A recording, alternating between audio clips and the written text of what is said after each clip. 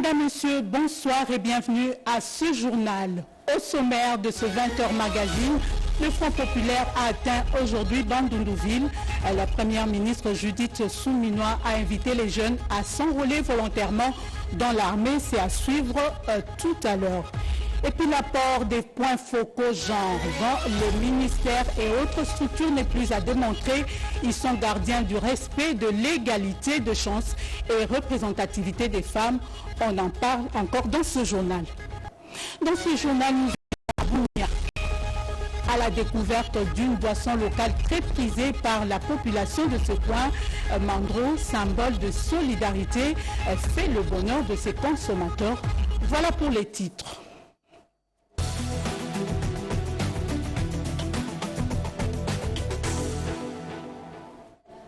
Démarrons ce journal par cette audience. Le chef de l'État a reçu hier en début de soirée une forte délégation de la société civile française.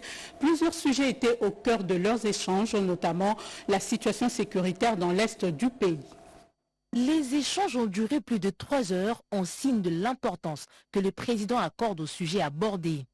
Représentant la société civile française dans toute sa diversité, à la fois le monde économique, associatif, artistique et culturel, ainsi que des anciens membres du gouvernement français, cette délégation, venue pour 48 heures en République démocratique du Congo, avait un objectif, celui de s'imprégner à la source de la situation sécuritaire qui prévaut dans la partie est de la RDC pour permettre une forte mobilisation afin de contenir l'ensemble des conflits qui depuis 30 ans meurtrissent le peuple congolais.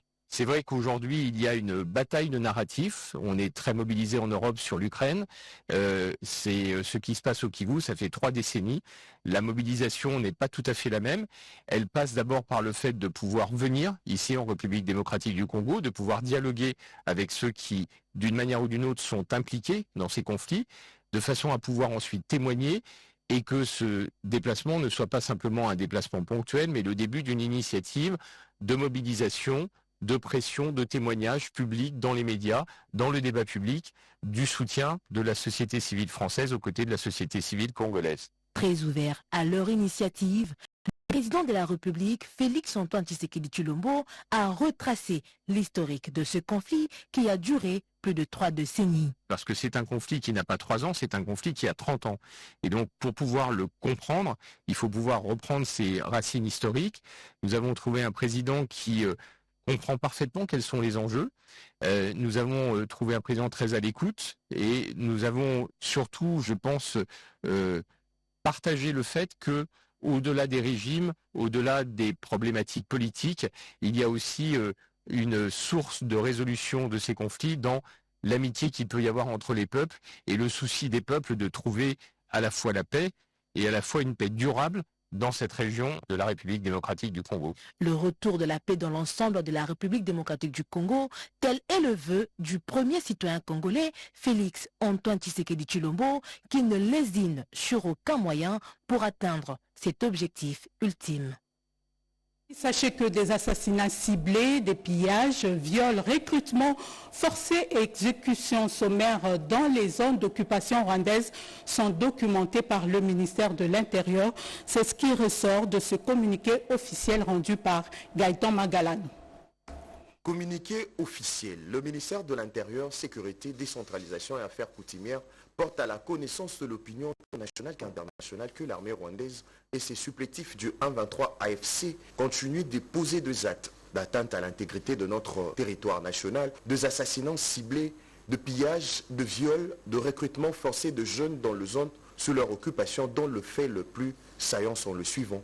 En date du 10 au 14 mars 2025, dans les zones sous occupation, il a été enregistré 62 cas d'assassinats ciblés et exécutions sommaires, 17 cas de viol et plusieurs cas de pillage perpétrés par l'armée rwandaise et ses supplétifs 1-23 AFC.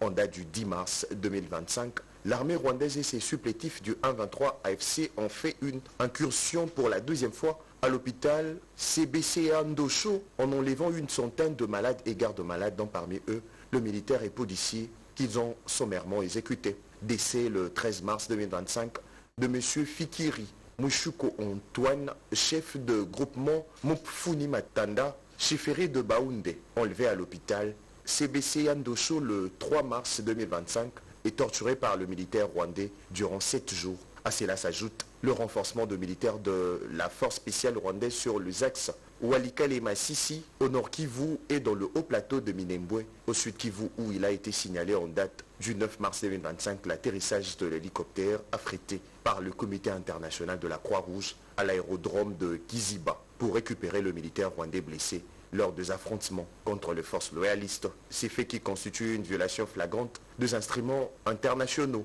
ratifiés par la RDC ainsi que de la résolution 2773 du Conseil de sécurité des Nations Unies. Le ministère de l'Intérieur, Sécurité, Décentralisation et Affaires coutumières continue de documenter ces crimes commandités par le gouvernement rwandais et qui nécessitent une prise en charge conséquente afin que justice soit rendue en faveur de victimes. Fait à Kinshasa le 15 mars 2025, Jacquemaine Chabani, vice-premier ministre en charge de l'Intérieur. Je le disais en début du journal, le Front populaire a atteint Bandundu-Ville dans le cadre de la campagne Congolais Téléma. C'était vraiment un carton plein aujourd'hui pour la première ministre Judith Suminwa qui a invité les jeunes à s'enrôler volontairement. Un reportage de Chimène Dondo.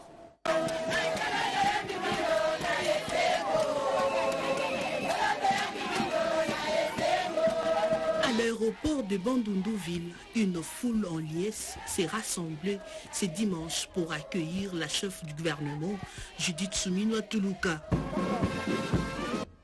Aux environs de 12 heures, la première ministre a reçu les honneurs militaires dignes de son rang en présence du gouverneur de Kwilu, Félicien Kiwai, des députés nationaux et provinciaux, des conseillers communaux, des autorités coutumières et de plusieurs notables de cette partie du pays. Judith Suminwa Tuluka vient d'entamer sa tournée dans la province du Kwilu dans le cadre de la campagne Congolais Téléma pour défendre la patrie après sa mission dans le Congo central. Dès son arrivée, la première ministre Judith Suminwa Tuluka a pris la direction de la place Onatra en vue de s'adresser à la population du Kwilu. Devant une foule immense des habitants, la chef de l'exécutif central a sensibilisé sur la défense de la patrie avant d'inviter la population à la vigilance. Gouvernement sur base d'un meeting de la président Tolobi Boy. On surtout babengi militaire. On surtout babengi policier à partir à mois de mars, solde est multiplié par 2.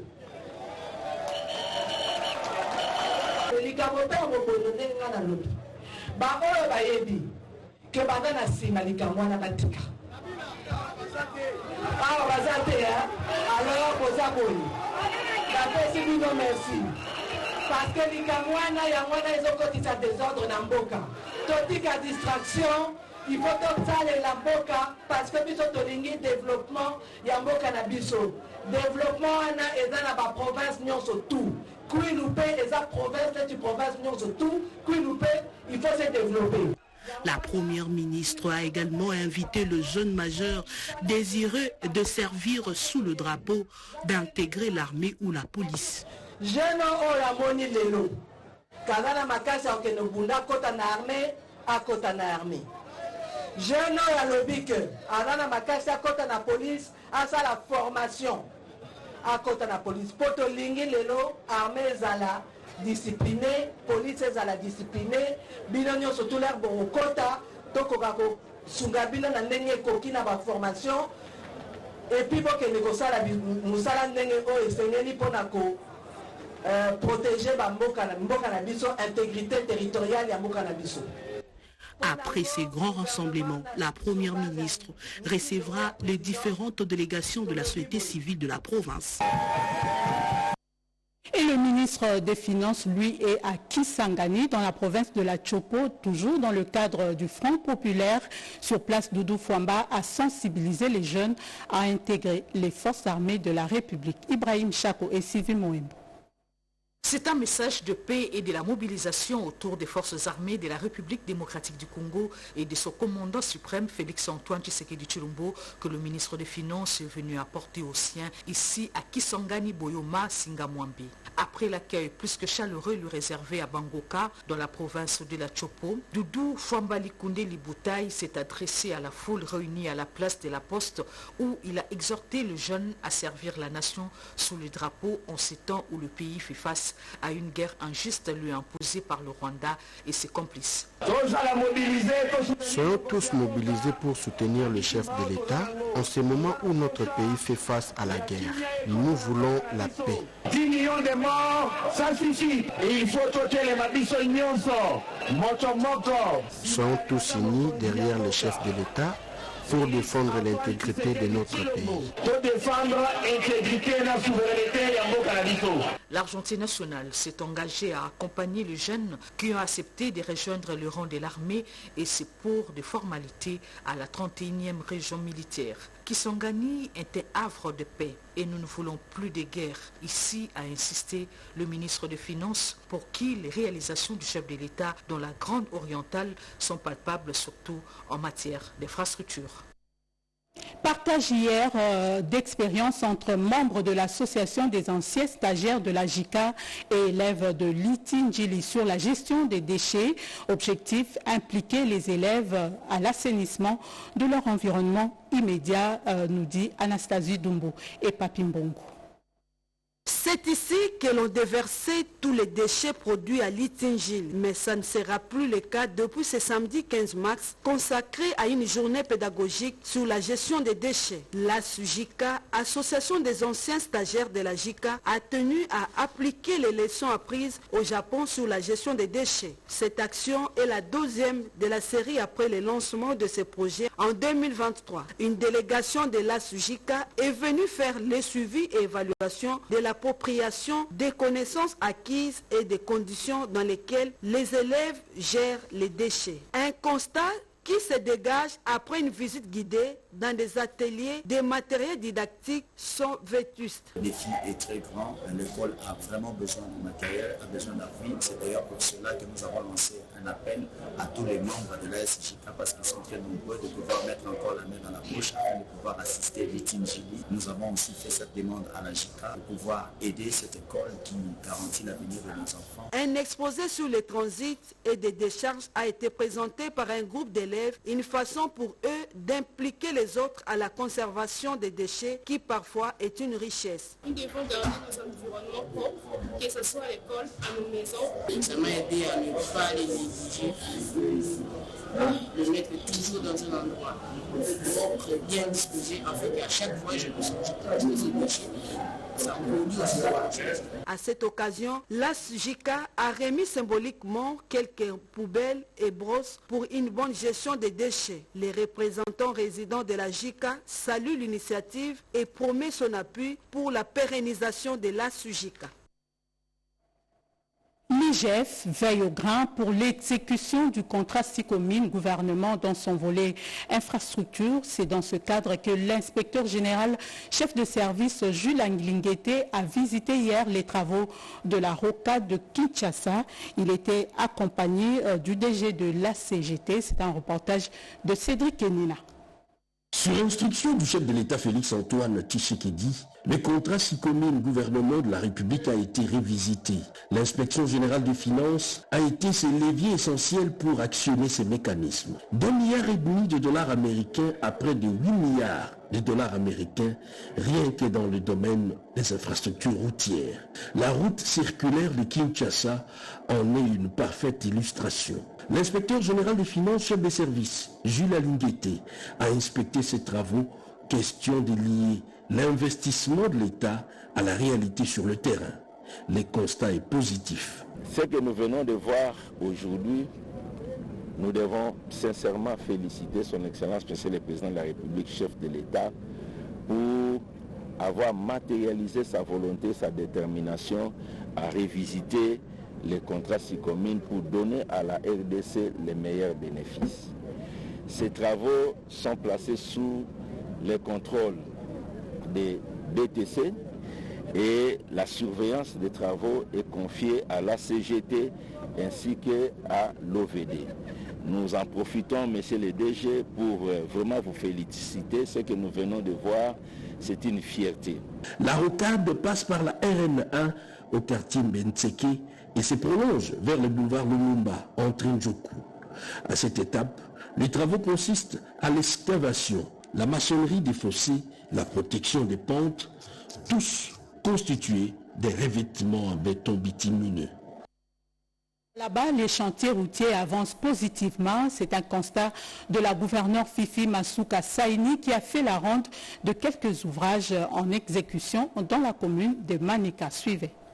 Une journée sans repos pour la gouverneure du Lualaba. Marie-Thérèse Masuka Saini l'a consacrée à l'inspection des chantiers infrastructurels initiés par son gouvernement. Elle a commencé par l'avenue GPM dans la commune Manika où la couche d'enrobé était déjà posée quelques heures avant. Il s'agit d'un projet de 2 km pour cette partie de la principale ville du Lualaba.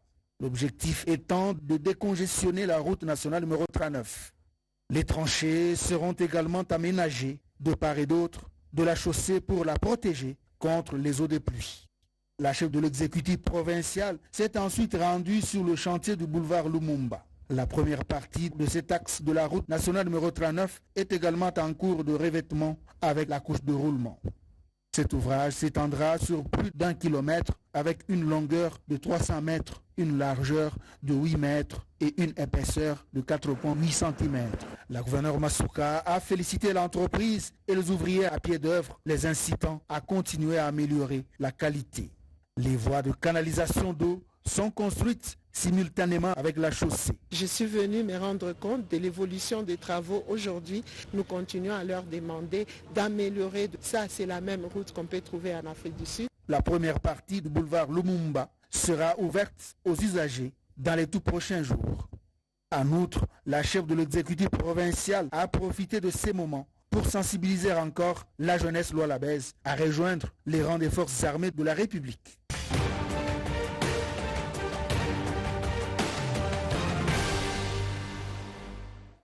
Et en semaine, le chef de l'État a pris part au sommet extraordinaire de la SADC qui a planché notamment sur la mission militaire de la SADC en République démocratique du Congo.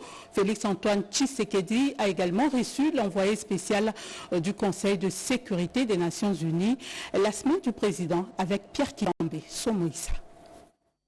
Wang Xia, envoyé spécial du secrétaire général des Nations Unies pour le Grand Lac, a été reçu en début de semaine à la Cité de l'Union africaine par le président de la République Félix Antoine Tshisekedi Tshilombo. Il était en tournée dans quelques pays de la région avant la tenue à New York aux États-Unis d'Amérique d'une réunion du Conseil de sécurité des Nations Unies exclusivement consacrée à la situation de crise sécuritaire en République démocratique du Congo. Selon les hauts fonctionnaires de l'ONU, cette réunion va plancher notamment sur l'application de la résolution 2773 et la recherche d'une solution globale durable pour assurer la paix et la sécurité dans la région de Grand Lac. Wang Xia a dit avoir réitéré au chef de l'État la volonté forte des Nations Unies d'accompagner et d'appuyer les pays de la région dans tous les efforts de paix et de sécurité.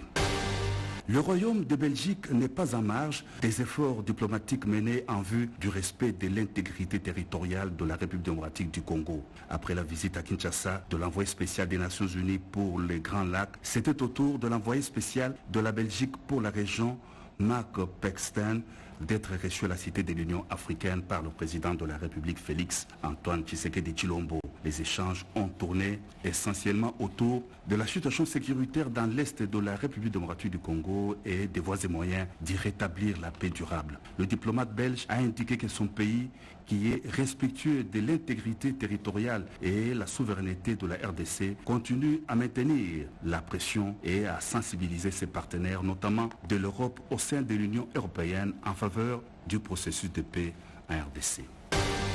La situation sécuritaire dans la partie orientale de la République démocratique du Congo était au centre du sommet extraordinaire en virtuel des chefs d'État et des gouvernements de la communauté de développement de l'Afrique australe le jeudi 13 mars 2025.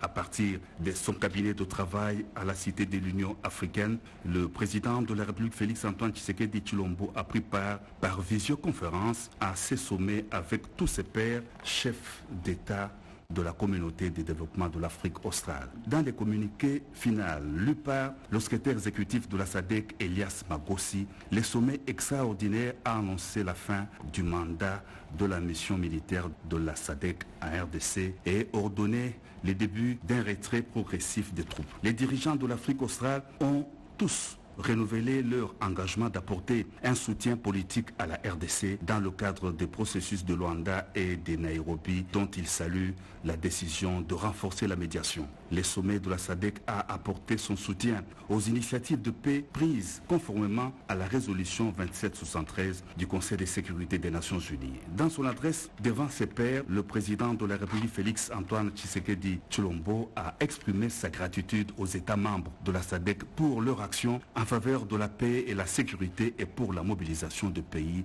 contributeurs de troupes à la SAMI DRC dont le courage et le sacrifice témoignent de la force de la solidarité régionale, a souligné le chef de l'État. Le vendredi, à la Cité de l'Union africaine, le chef de l'État, Félix Antoine Tshisekedi Tshilombo, a présidé la 35e réunion ordinaire du Conseil des ministres. L'exposé sur la situation sécuritaire, sanitaire et humanitaire au pays, particulièrement dans les provinces du Nord Kivu et Sud Kivu, les mesures prises pour contrer l'exportation illégale des minéraux du Nord Kivu et du Sud Kivu par le Rwanda et ses supplétifs du M23 figuraient parmi les points inscrits à l'ordre du jour de la 35e réunion ordinaire du Conseil des ministres. Autre fait marquant de l'actualité de la semaine qui s'achève, quelques officiers militaires et de la police nationale sont jugés pour abandon des munitions. Et puis en santé, l'OMS a fait un don des matériels roulants pour l'amélioration de la couverture vaccinale. Et puis la RDC s'est dotée de son tout premier navire militaire haute mer. Ce sont là quelques sujets et tant d'autres encore qui ont retenu Mami Kadima qui a rédigé la semaine en 5 minutes. Au cours de la semaine qui s'achève, la République démocratique du Congo a inauguré son premier navire patrouilleur haute mer baptisé Alternance Pacifique 24 janvier 2010 de Goma dans le Congo central. 5 généraux de l'armée et de la police jugés à la haute cour militaire à Kinshasa pour abandon des postes d'armes, des munitions et des matériels militaires. Ces officiers sont aussi accusés d'avoir lâché les troupes sous leur commandement à Goma et Bukavu. Cependant, 114 Koulouna sont tombés dans les filets de la police du Congo central. C'est le résultat des bouclages menés dans le cadre de l'opération Dobo à Songololo, Sekebanza, Matadi et Boma. Ces présumés Koulouna ont été présentés au vice-premier ministre, ministre en charge de l'Intérieur et Sécurité au commissariat des Matadi. Toujours dans le Congo central, l'heure était à la vulgarisation des textes légaux sur la création, l'organisation et le fonctionnement des communes provinciaux et locaux de sécurité. Une campagne lancée par le vice-premier ministre de l'Intérieur. Objectif, renforcer la gouvernance sécuritaire à partir de la base. Entre a fermement rejeté les prétextes avancés par le Rwanda pour justifier une nouvelle invasion de la RDC, sous protéger les d'ouvrir à la suite leur brique presque co-animé au ministre des Médias. Au titre de l'organisation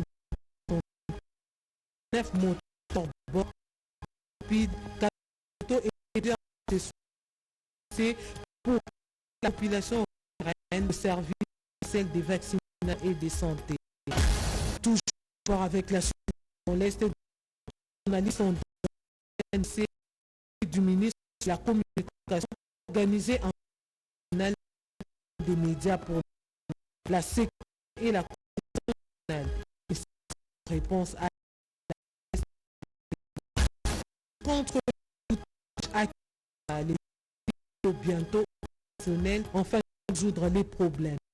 Le gouvernement de la ville a effectué une randonnée pour faire idée sur les conditions du trafic fluvial et aussi la faisabilité du lancement de ces projets. Journée internationale des droits des femmes, poursuite de la campagne Moissi congolaise par des activités de sensibilisation et la vente des pannes du mois de la femme. Une façon pour le groupe Salure de soutenir le FARDC. Chaque panne vendue apporte $1 au FARDC.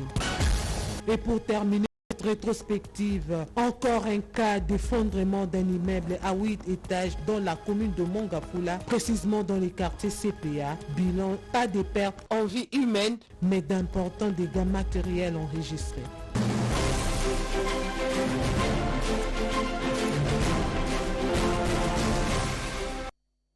Disais en début du journal, nous allons voyager pour Bunia dans la province de l'Ituri autour d'une boisson locale. Mandro, c'est le nom de la boisson, symbole de solidarité et de cohabitation pacifique entre les communautés locales, fait le bonheur de ses consommateurs. C'est un reportage de nos confrères de Ituri. Mandro, l'une des boissons locales les plus prises en Ituri, symbole de la solidarité et du vivre ensemble. À Bunia, chef-lieu de l'Ituri, ce breuvage réunit de membres de différentes communautés qui les partagent sans clivage ni discrimination. Comment produit-on cette boisson qui fait partie du quotidien d'un bon nombre de fils et filles de l'Ituri, de productrices et vendeuses? Explique. Nous malaxons avec le maïs.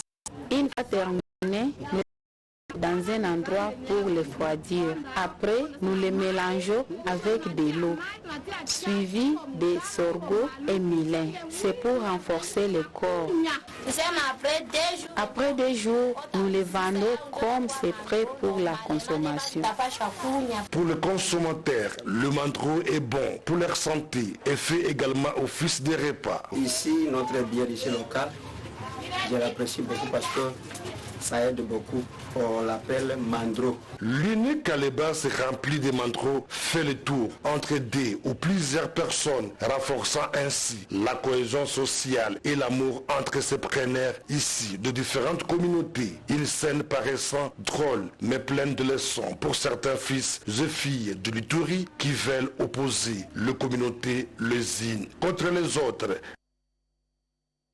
Et puis l'apport des points focaux, genre dans les ministères et autres structures, n'est plus à démontrer. Ils sont gardiens du respect de l'égalité de la représentativité de la femme. Leur rôle est décrit ici dans ce grand reportage de Joséphine Liondre.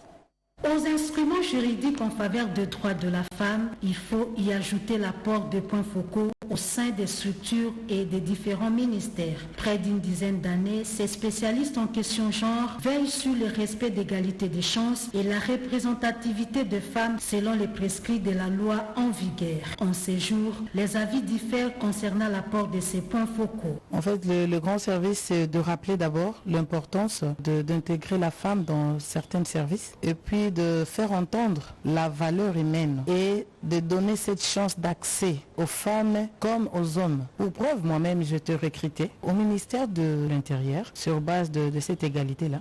Ces dernières années, on ne les sent plus, on n'a plus des informations du ministère et puis on ne se réunit plus avec les autres comme c'était des années passées. Puisque nous sommes délaissés. Regardez cette activité qui vient de se passer, c'est pour l'intérêt de la nation. On ne s'est pas organisé, on n'est pas là. Alors, si vous me voyez ici, c'est à partir d'autres structures de société. Au ministère des Affaires étrangères, le quota de 30% pour les postes de commandement est appliqué. C'est grâce au travail de ces points focaux. Oui, le combat a déjà donné des fruits. Dans le cas d'espèces de mon administration, nous avons milité pour rappeler à nos autorités de la condition de la femme de notre administration. A donné le fruit. Aujourd'hui, il y a vraiment une quantité remarquable de femmes. 30% de femmes aujourd'hui occupent des postes de décision dans notre administration. Les femmes sont appelées à briser les silences afin de faciliter l'accompagnement de ces spécialistes mis à leur disposition. Pas de difficultés que nous rencontrons, nous en tant que point focal, de certaines concernées. C'est mieux quand les concernés dénoncent. Et là, nous donnons la force de s'engager dans ces combats. Mais tant que les concernés ne donnent pas, et cela rend la tâche très difficile. Les femmes et les points focaux doivent collaborer pour un meilleur résultat dans un bref délai. Question de lutter contre l'égalité basée sur le genre. On reste dans ce domaine, combat pour les droits de la femme. On note quelques avancées significatives. Néanmoins, l'article 14 de la Constitution de la République n'est pas totalement effectif dans son applicabilité. Constat dans ce dossier de Chantal Okoloba et Eurydice Kitutu. En République démocratique du Congo, d'une part, la Constitution consacre la parité homme-femme en son article 14. D'autre part, la loi électorale de 2022 encourage la participation des femmes par la suppression des frais de dépôt des candidatures si une femme était en tête de liste. Des avancées obtenues grâce au lobbying et plaidoyer des organisations féminines. Je pense qu'il y a un petit progrès. Parce que quand j'ai commencé à militer pour la représentation des femmes aux instances de prise de décision, nous, on a axé notre combat sur 3 niveaux. Le premier niveau, c'était le niveau axe juridique, parce que nous avons considéré que le combat pour les droits des femmes n'était pas un cadeau ni une faveur qu'on demandait aux hommes, mais que c'était une question de droit, de justice et d'équité. Et on s'est donc battu pour avoir un cadre. Aux postes électifs comme le Parlement ou aux postes de nomination comme le gouvernement ou les entreprises et autres structures publiques, les 50-50 n'ont jamais été une réalité.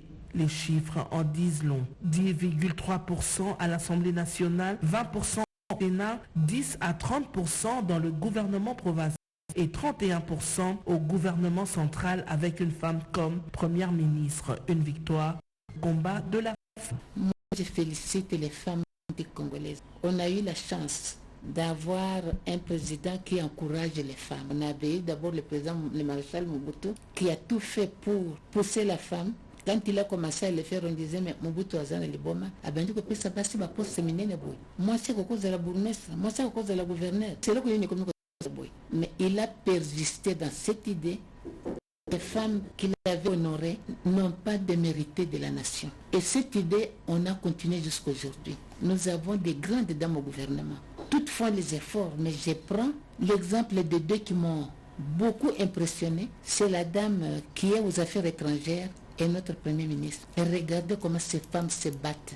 Elles osent parler, mais en utilisant les arguments valables. Et je félicite surtout le président Fachi qui les avait nommés à ces postes. Dans ce combat, la femme congolaise est appelée à relever le défi lié à certaines contraintes socio-culturelles. C'est un combat contre les mentalités, contre les traditions, contre les coutumes rétrogrades. Je trouve qu'il y a une évolution par rapport en 1996, quand on a commencé ce combat, il n'y avait pas de cadre juridique. Aujourd'hui, nous avons un cadre juridique. 53%, c'est le nombre population féminine congolaise, chaque femme a une pierre à apporter à l'édifice pour le développement du pays. Le taux de participation des femmes est rare certes en politique, mais dans d'autres secteurs d'activité, elles tiennent les rênes. Entre-temps, leur voix continue à crier dans la lutte pour les droits des femmes. Elle s'investit pour faire entendre la voix de la personne vivant avec handicap. Et dans le contexte de guerre d'agression, elle souligne la précarité de la guerre qui fabrique des personnes vivant avec handicap. La ministre Irène Essambodiata est la femme du jour. Dans cette occupation rwandaise et ses supplétifs M23, les personnes vivant avec handicap sont davantage vulnérables et les femmes beaucoup plus. La guerre en crée encore plus civils comme militaires. La ministre des Personnes vivant avec handicap, Irène Essambodiata, décrit leur situation. Il y a lieu de retenir aussi que cette guerre elle-même, elle est une machine à fabrication de personnes avec handicap. Il suffit seulement de regarder au niveau de l'armée, tous ceux qui nous viennent là comme blessés de guerre, qui sont devenus carrément des personnes avec handicap. Et ça se compte comme ça en des milliers, des centaines de milliers. Et là, c'est les militaires. Même dans le camp des civils, il y a beaucoup de civils qui sont devenus personnes avec handicap. Mais au-delà du handicap physique, la nature des armes qui ont été utilisées, il y en a qui sont aujourd'hui devenus handicapés, personnes sourdes, à cause de tout ce qui a eu comme qui ont suivi dans l'utilisation de ces armes-là. Irène Essambo est parmi les précurseurs pour la prise en compte des personnes vivant avec handicap dans la plainte à la CPI. Nous avons demandé, quand nous avions rencontré les procureurs, que les personnes avec handicap soient impliquées dans la procédure à toutes les étapes, que ce soit à cette étape d'information, au moment où les enquêtes vont commencer proprement dit. Et il y a aussi l'étape de la justice où on va écouter les parties, etc., jusqu'à la réparation. Et nous avons demandé que lorsqu'on va parler réparation, qu'on tienne compte des 3 étapes, des 3 niveaux plutôt de réparation pour ce qui est des victimes personnes handicapées. Le premier niveau, c'est tenir compte des préjudices subis par les victimes elles-mêmes à cause de ces atrocités auxquelles elles étaient soumises. Le deuxième niveau, c'est le niveau des familles. Beaucoup de familles qui ont eu des personnes handicapées ont connu beaucoup de difficultés, ont été préjudiciées, et il faudra que la réparation tienne compte des familles. Et le troisième niveau, c'est le niveau de la République démocratique du Congo. Comme je venais de dire, les victimes handicapées sont devenues très nombreuses plutôt, et ça demande à ce que l'État multiplie beaucoup d'efforts, ça demande beaucoup de ressources, et c'est la situation dans laquelle l'agression nous a soumises. Et il faudra qu'on tienne compte de ça et que la République soit dédommagée. Être personne avec handicap, c'est aussi des défis à relever. En tant que ministre aussi, nous avons beaucoup de défis. Il y a par exemple le défi de la pauvreté des personnes avec handicap. Beaucoup de personnes handicapées sont pauvres. Elles ne sont pas employées, elles sont vraiment délaissées. Et nous sommes en train de travailler pour ça. Vous savez que depuis l'année passée, nous avons adopté certaines mesures pour la représentativité des personnes handicapées dans les institutions. Irène Sambo lance un message d'espoir. Nous devons rester tous derrière le président de la République, Félix-Antoine Tshisekedi Tshilombo. Nous devons rester solidaires avec le FRDC et le Wazalendo parce que ce sont des compatriotes qui se sont engagés pour défendre l'intégrité territoriale de notre pays et nous devons rester debout.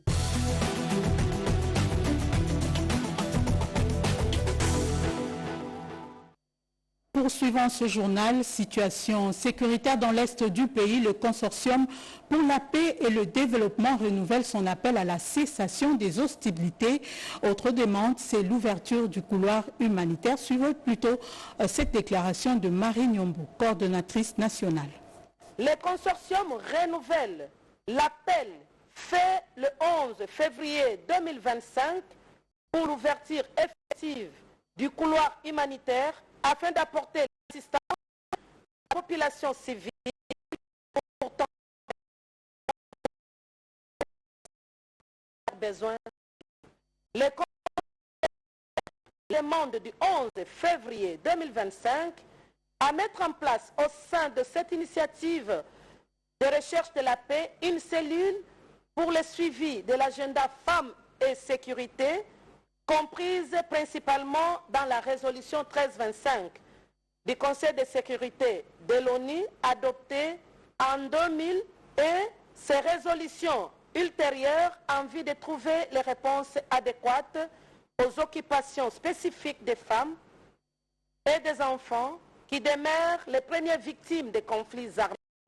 Cette cellule sera constituée et dirigée par les femmes et travaillera en étroite collaboration avec toutes les organisations de défense des droits humains, des femmes, des jeunes, ainsi que les différents réseaux d'organisations de défense des droits humains, des femmes et des jeunes.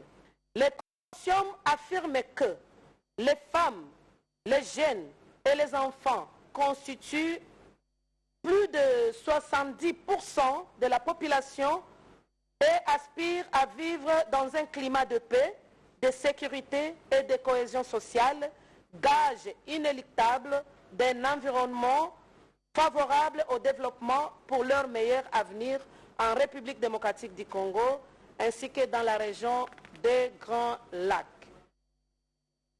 Et les femmes avocates ont célébré avant-hier la journée des droits de la femme autour du thème « Femmes avocates, actrices ou spectatrices de droits de la femme ».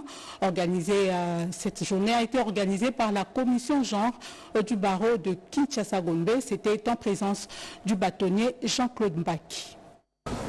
Des échanges fructueux entre avocats ont marqué cette journée de réflexion organisée ce vendredi 14 mars 2025 par la commission genre. Le bâtonnier Jean-Claude Mbaki tient à booster les ambitions des avocates du barreau de Kinshasa. Le barreau, c'est une structure qui est organisée par la loi et qui accorde une attention particulière à l'exercice de la profession par la femme. Cela n'est pas discriminatoire, mais il est prévu dans notre organisation que le barreau s'occupe un peu de la femme. Et comme c'est le mois de la femme, nous avons estimé qu'il était nécessaire que l'avocate puisse avoir une idée précise. Échange d'expérience, il en a été aussi question avec Madame Ernestine Nyoka, vice-ministre du budget honoraire, intervenante Madame Salem, qui a plongé sur le personnel. Pour son épanouissement, la femme doit mettre ses compétences en exergue. Femme avocate, actrice ou spectatrice, c'est le des femmes. Initiative de la commission barreau de Kinshasa-Gombe. Vous savez que l'avocate, c'est une femme, c'est une mère, en plus d'être avocate. Donc elle fait face à beaucoup de problèmes et nous avions voulu, à travers cet atelier, cerner ces problèmes et pouvoir proposer les solutions qui conviennent pour que la femme puisse être compétitive sur le marché de la profession d'avocat au même titre que ses confrères de sexe masculin. Les barreaux de Kinshasa-Gombe, c'est 35% d'avocates. Au milieu de leurs confrères, elles sont appelées à une prise de conscience déontologique et lutter contre la précarité afin de s'épanouir. La touche n'a pas de sexe. 3000 personnes, c'est le nombre de candidats enregistrés pour le concours de l'École nationale de criminologie, concours lancé hier par le ministre d'État de la Justice, Constant Moutamba. La présence du ministre d'État, ministre de la Justice et garde des Sceaux, Constant Moutamba, a donné du relief au lancement du concours d'admission à l'École nationale de criminologie. Au total, 3480 candidats se sont présentés pour le premier jour de cette épreuve. À ces candidats à l'École nationale de criminologie, les parents de la justice a décliné l'importance de cette école pour le bon fonctionnement de l'appareil judiciaire. Ceci est fait sous le haut patronage de son Excellence Monsieur le Président de la République, chef de l'État, Son Excellence Félix Tshisekedi Tshilombo. Sachez que désormais, cette école est de nouveau ouverte. On n'intégrera plus le corps des inspecteurs judiciaires comme avant. Tout le monde devra être formé. Aucune recommandation ne va être tolérée. Je sens l'odeur de la tricherie. Je vais vous faire savoir que c'est une école qui a été fermée sans raison jusqu'à ce jour. C'est que vous allez constater qu'il y a une carence d'inspecteurs judiciaires. En ce qui concerne son Excellence, M. le ministre de la Justice, Constant Moutamba, c'était un courage que nous lui reconnaissons.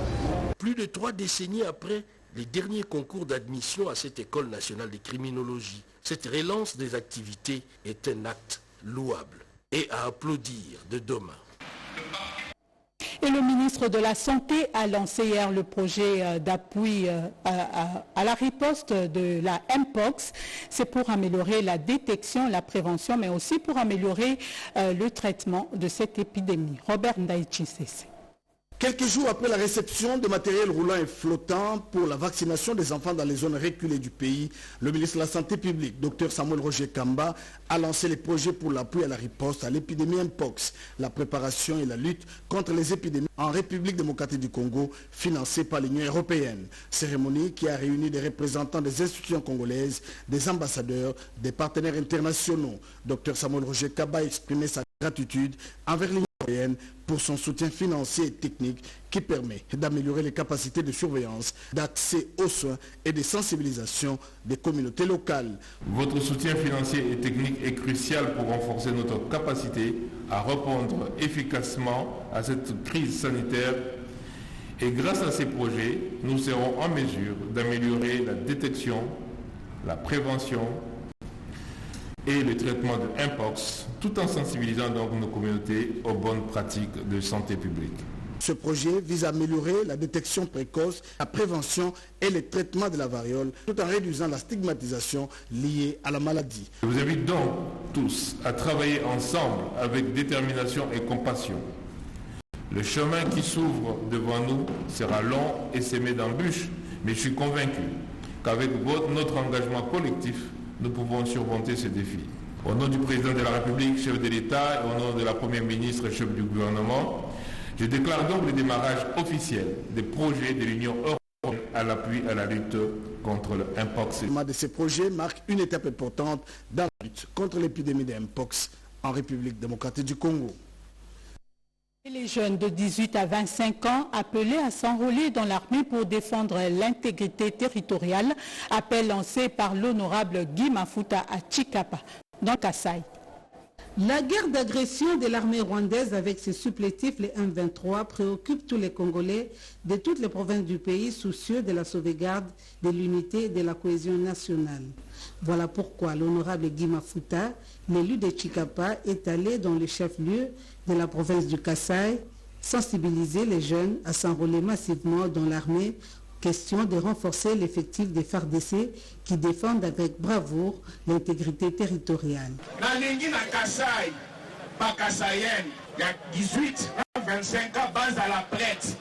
Je voudrais qu'au Kasaï, les jeunes de 18 à 25 ans intègrent l'armée pour défendre le pays.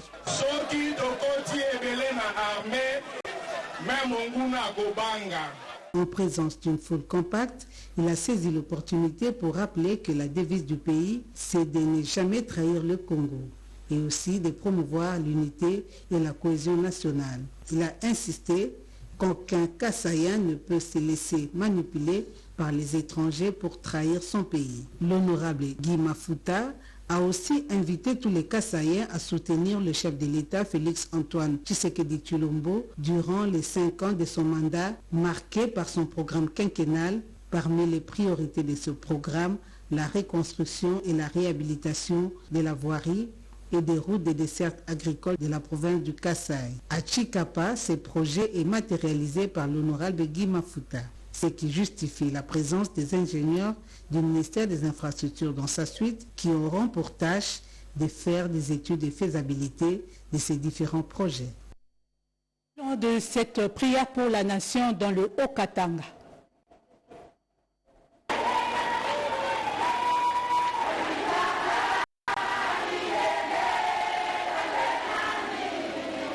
Cette rencontre spirituelle, marquée par des prières et des moments de louange, organisée par la Ligue des femmes de l'Action pour la rupture et le développement ARDF en faveur de la paix à l'est du pays, et pour rendre grâce à Dieu à l'occasion de l'élévation du gouverneur Jacques Kabula Katwe au présidium de l'Union sacrée, a rassemblé plusieurs personnalités politiques, notamment le gouverneur de province Jacques Kabula Katwe, qui est aussi autorité de référence de cette formation politique, le bureau de l'Assemblée provinciale du Haut-Katanga, représenté par l'honorable Eugénie Tchami Boukassa, les élus provinciaux, le membre du gouvernement provincial et plusieurs autres femmes, membres de partis politiques et associations.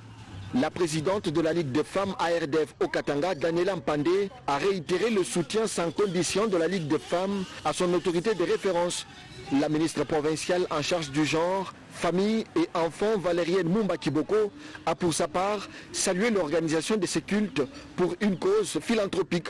Le gouverneur Jacques Kabula Katwe a de son côté remercié le chef de l'État Félix Tshisekedi pour sa nomination dans le présidium de l'Union sacrée avant d'appeler toutes les femmes à la culture de la paix et à l'accompagnement des institutions du pays. Chères mamans, soyons derrière nos institutions, que ce soit l'armée ou encore le commandant suprême, pour que notre pays soit en paix, que les enfants étudient en toute quiétude et que nous puissions travailler et que notre société puisse évoluer.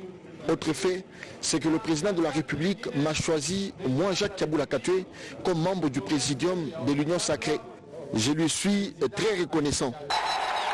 Il s'ensuivra une exhortation inspirée du livre d'Esther, chapitre 5, versets 1 à 5, et une collecte de fonds et de biens en nature en faveur de vaillants soldats et les Wazalendo, engagés au front à l'est du pays. La journée des droits de la femme a été célébrée aujourd'hui par les mamans Libala Mwinda et les Bilengue et Amwinda de l'archidiocèse de Kinshasa. Thème choisi, la femme et la jeune fille au centre de la paix en République démocratique du Congo.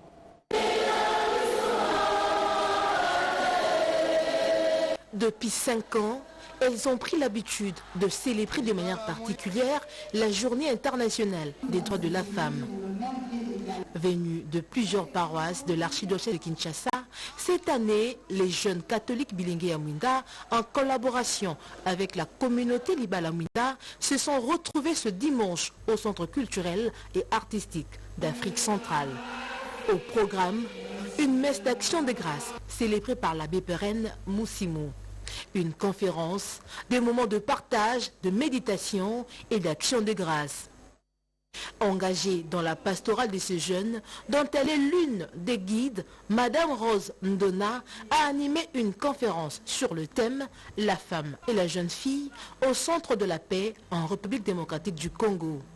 Une des femmes d'exception du Congo, Madame Rose Ndona a interpellé la jeune fille face aux manipulations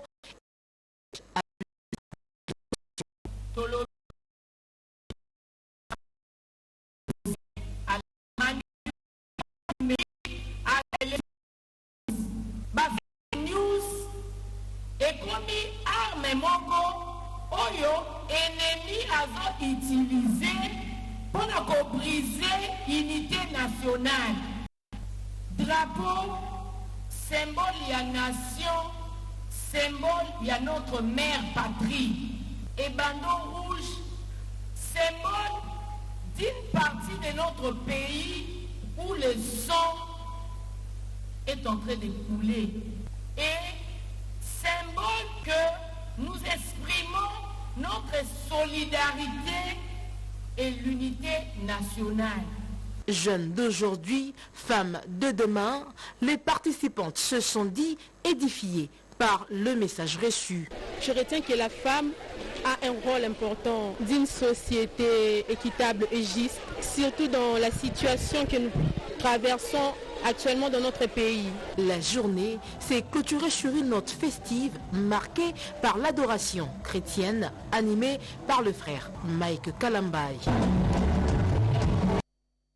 Terminons par cette nouvelle. Le président de la République, Félix Antoine Tshisekedi, a reçu en audience l'envoyé spécial de son homologue américain Donald Trump. Au menu de leur entretien, la situation sécuritaire dans l'est de la République démocratique du Congo. C'était ce dimanche à la Cité de l'Union africaine. Les images dans nos prochaines éditions.